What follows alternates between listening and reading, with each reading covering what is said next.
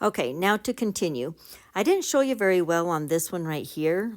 Wait, on this one right here. So I'm going to go back up there and explain how to tell the percent of decrease or the percent of increase.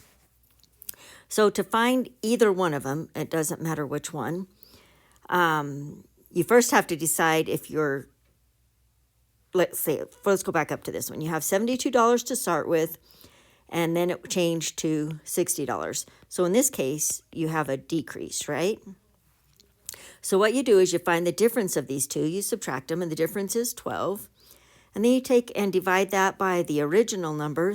The original number was 72. And so 12 divided by 72, let's see, divided by 72 is equal to 0.1666. It just keeps repeating that over and over again.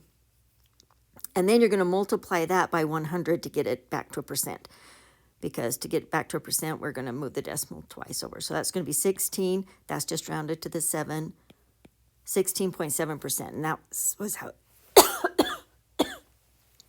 the answer was found up there. Okay, so now we're going to take and do the same with the next problem. So the next problem, we started out with 80 players the one year. This time it went to 96 players. This time it got greater, so now we have a percent of increase instead of decrease. But again, we're just going to find the difference of the two numbers. So we take 96 minus 80, and the difference is 16. We're going to divide that by our original number, 80.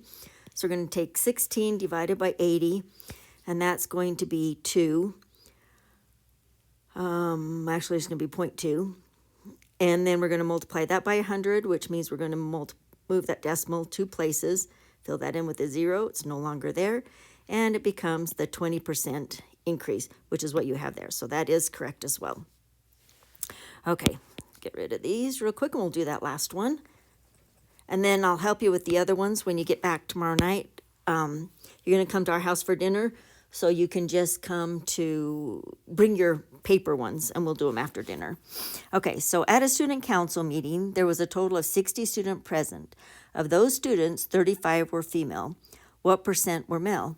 So if 35 were female, that means that 25 must be male. These are female, because together that equals the 60 students that were there, right? So what percent were male? So what percent of 25, or what percent of 60 is 25? So what percent of 60 is 25?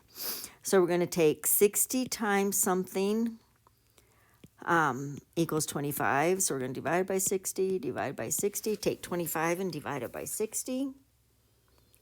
Let's see, 25 divided by 60 equals,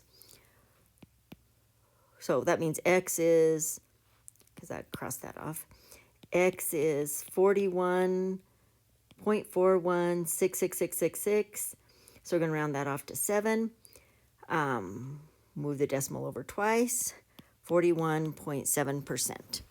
So 41.7% are male.